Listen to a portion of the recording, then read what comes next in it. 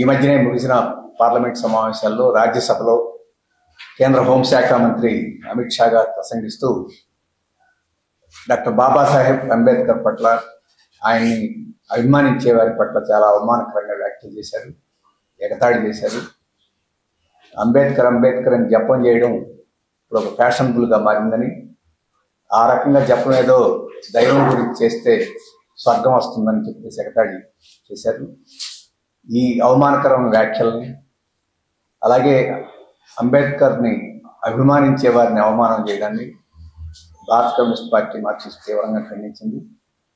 రాజకీయ పార్టీలన్నీ ఖండించి దేశవ్యాప్తంగా నిరసనలు వ్యక్తం చేస్తున్నారు. అయినా అమిత్ షా గారికి కానీ, దేశాన్ని పరిపాలిస్తున్న ప్రధానమంత్రి మోడీ గారికి కానీ క్షేమగుట్టినట్టయినా లేదు. ఇప్పటి వరకు ఆ రకంగా అవమానకరంగా మాట్లాడటానికి పశ్చాత్తాపం ప్రకటించలేదు. మోడీ గారు ఈ వ్యాఖ్యల్ని సమర్థిస్తూ, అమిత్ షా గారి యొక్క అవమానకర ప్రవర్తనని సమర్థిస్తూ ఆయన వ్యవహరించారు. ఇది చాలా అన్యాయమైన విషయం. ఒకవైపున రాజ్యాంగం గురించి పార్లమెంట్లో చర్చ జరుగుతున్న నేపథ్యంలో ఆ రాజ్యాంగ నిర్మాత అయిన డాక్టర్ బాబాసాహెబ్ అంబేద్కర్ని అవమానించడం అంటే ఆ రాజ్యాంగాన్ని అవమానించడం, ఆ రాజ్యాంగాన్ని పరోక్షంగా తిరస్కరించడం తప్ప ఒకటి కాదు. ఒకవైపునేమో రాజ్యాంగం గురించి జపం చేస్తున్నారు, ఇంకోవైపునేమో ఆ రాజ్యాంగాన్ని తూట్లు పడడానికి ప్రయత్నం చేస్తున్నారు. ఆ రాజ్యాంగానికి రూపకర్తగా ఉన్న అంబేద్కర్ని చులకన చేస్తున్నారు. ఇది మనం ఎవరూ సహించకూడదు అని చెప్పేసి మేము అభిప్రాయపడుతున్నాం. ఈ సందర్భంలోనే వామపక్ష పార్టీలు 22వ తేదీ సమావేశమై ఈ మొత్తం దేశంలో దీని పట్ల వ్యతిరేకతను వ్యక్తం చేస్తూ నిరసనగా కార్యక్రమాలు చేయాలని చెప్పేసి నిర్ణయించినాయి. రేపు 30వ తేదీన దేశవ్యాప్తంగా ఈ నిరసన కార్యక్రమాలు వామపక్షాలు చేయబోతున్నాయి.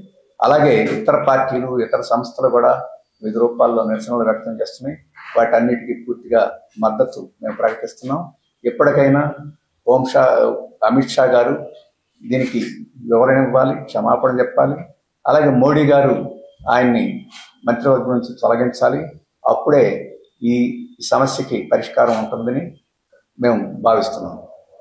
ఇక రెండవ ముఖ్యమైన విషయం, అది కూడా చాలా తీవ్రమైన విషయమే, 129వ రాజ్యాంగ సవరణని పార్లమెంట్లో ప్రవేశపెట్టారు. ఆ బిల్లుని, అలాగే మరో బిల్లుని కేంద్ర ప్రాంతాల పరిపాలిత రాష్ట్రాలకు సంబంధించిన చట్టానికి సంబంధించిన సవరణ బిల్లు కూడా పెట్టారు.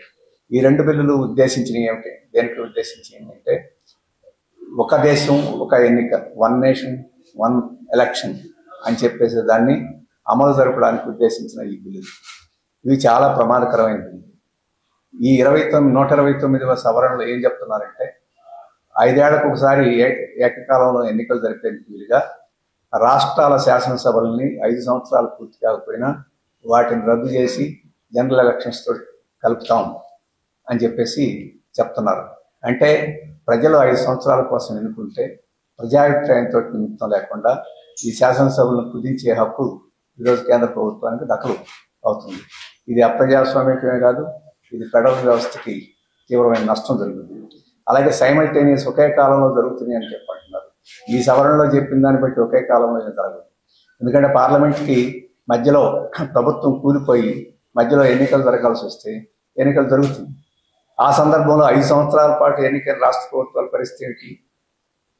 రద్దు చేసి ఎన్నికలు జరిపితేనేమో 5 సంవత్సరాలు ఎన్నుకున్న దానికి విలువ ఏమిటనేది, రద్దు చేయకుండా ఉంటే ఆ ఒక్క పార్లమెంట్కి మాత్రమే జరుగుతాయి, సైమల్టేనియస్ ఎన్నికలు కావు.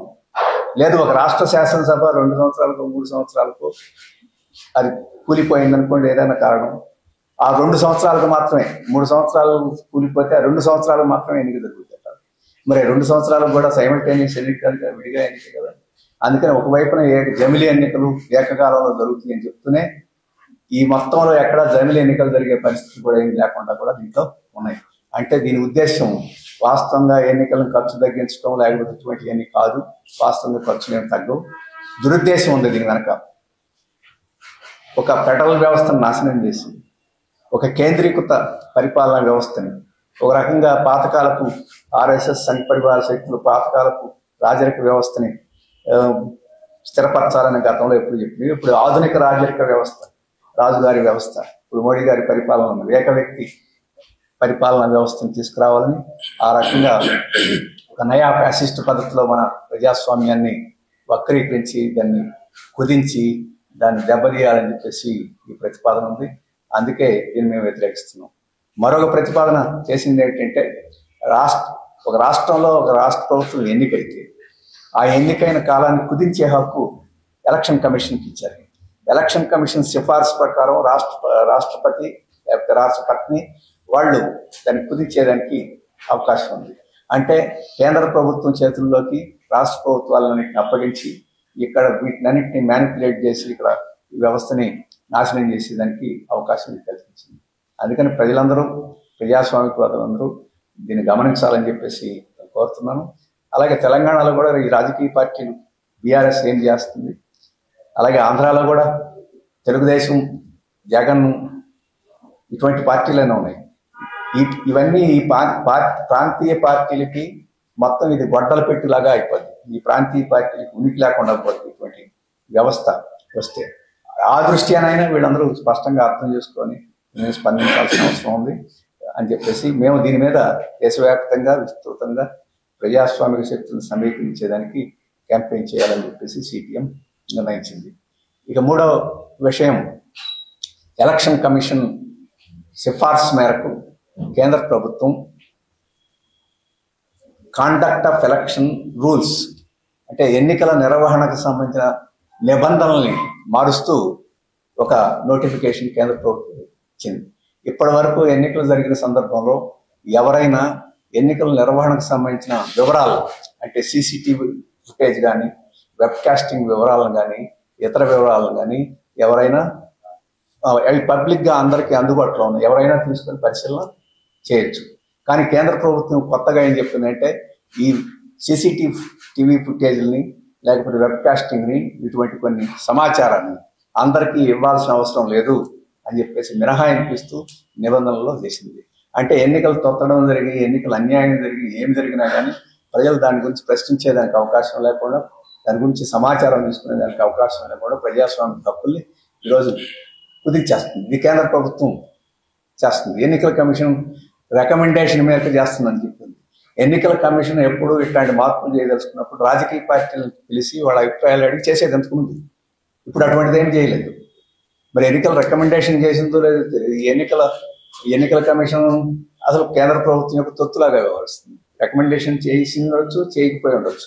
కానీ రాజకీయ పార్టీలు ఎన్నికల ప్రక్రియలో ముఖ్య పాత్రధారైన రాజకీయ పార్టీని అడగకుండా, చెప్పకుండా ఈ రకమైన మార్పులు చేశారు ఒకటి. రెండవది, సమాచారాన్ని ప్రజలకు అందించాల్సిన ప్రభుత్వం, ఎక్కువగా సమాచారాన్ని అందించాల్సిన ప్రభుత్వం సమాచారాన్ని ప్రజలకు నిరోధించే పద్ధతిలో, ప్రజాస్వామ్యం కాల్రాసే పద్ధతిలో ఈరోజు వ్యవహరించింది. దీన్ని కూడా అందరం ఉపేక్ష చేయకుండా ప్రశ్నించాలని చెప్పేసి, దీన్ని వ్యతిరేకించాలని, కేంద్ర ప్రభుత్వం వెంటనే ఆ మార్పుని ఉపసంహరించుకోవాలని చెప్పేసి కూడా సిపిఎం కోరుతుంది. వీటన్నిటిని మేము దేశవ్యాప్తంగా క్యాంపెయిన్ చేయాలనుకున్నాం. ముఖ్యంగా రాజ్యాంగం గురించి చర్చ జరుగుతున్న సందర్భంలో ఆ రాజ్యాంగంని ధ్వంసం చేసే చర్యలు ఈ మూడు కూడా, ఆ రాజ్యాంగం కల్పించిన హక్కుల్ని, ప్రజాస్వామిక హక్కుల్ని ఇది వక్రీకరించడం, ధ్వంసం చేసే చర్యలు.